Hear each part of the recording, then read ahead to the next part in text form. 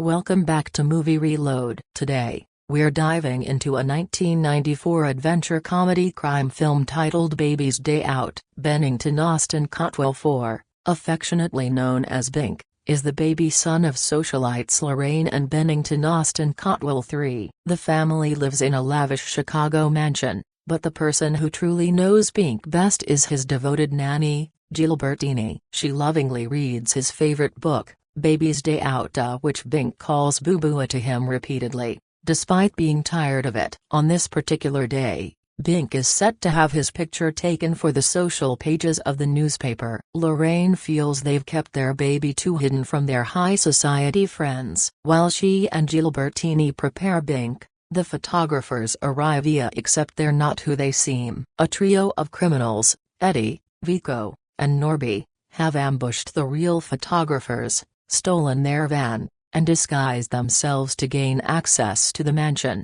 Without suspicion, the imposters are allowed inside and begin setting up. They ask for privacy while photographing Bink, convincing Lorraine that her outfit isn't suitable for the shot. Before leaving, Gilbertini hands Eddie Bink's book to help soothe him if needed. Once alone, the criminals quickly kidnap Bink, sneaking him out through a window into their waiting van. Midway through their getaway, they switch vehicles, ditching their disguises and leaving the real photographers tied up. Back at the mansion, Lorraine discovers a ransom note warning against calling the police. Bennington arrives home to another ransom demand. Despite the threat, the authorities are called, and the FBI begins their investigation, stopping Lorraine from dangerously searching for Bink herself.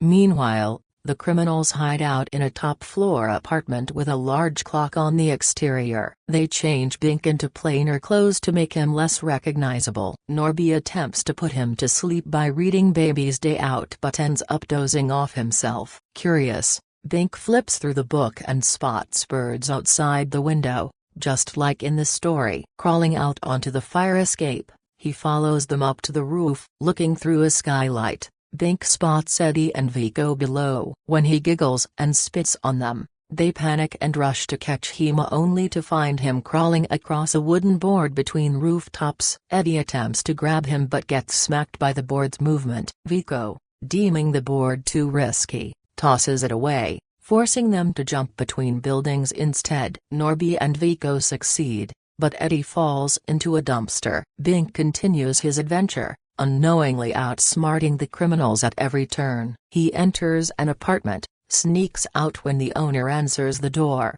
and ends up on an elevator that takes him to the ground floor, where he crawls onto a blue bus again, just like in his book. The criminals spot him and chase after the bus, but they struggle to keep up. Eventually, Bink winds up in a large woman's shopping bag, unknowingly hitching a ride. The criminals, desperate to retrieve him, attempt to snatch the bag, but the woman notices their suspicious behavior and beats them up. While they flee, Bink crawls into a department store daycare. An employee mistakes him for a missing child and changes his diaper, but before long, Bink escapes again, sneaking into another baby's stroller. After finishing the other baby's juice, he slips out once the stroller stops and makes his way to the exit. As news of Bink's kidnapping spreads, reporters cover the story live. Crawling past a TV crew, Bink briefly appears on screen, allowing the criminals to spot his location. They rush after him,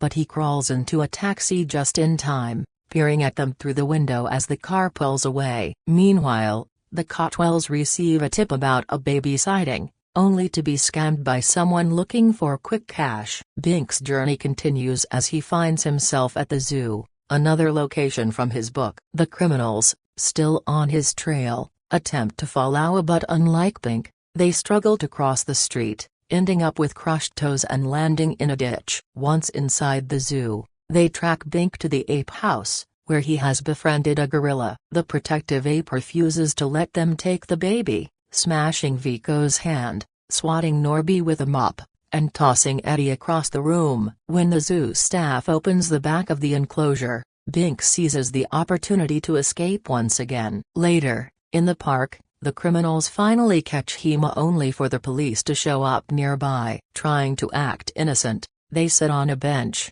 hiding Bink under Eddie's coat. But Bink fights back, hitting Eddie's groin and even setting it on fire with a lighter. Unable to endure the pain, Eddie lets go, and Bink crawls away unnoticed. Back at home, Lorraine and Gilbertini bond over their shared love for Bink. Meanwhile, the chase continues. Bink arrives at a construction site, climbing onto a steel beam in pursuit of a worker's donut. The criminals, desperate to catch him, attempt to reach him but repeatedly fail, falling into wet cement, dumpsters, and suffering various injuries. Eddie, covered in glue, slips and struggles to walk, giving Bink the chance to crawl onto a moving platform that safely lowers him to the ground. Eddie, in a last-ditch effort, grabs onto a crane only for the workday to end, leaving him dangling as the sun sets. Exhausted and defeated, the criminals return home, unaware that Bink has successfully made his way to an old soldier's home, the final location from his book.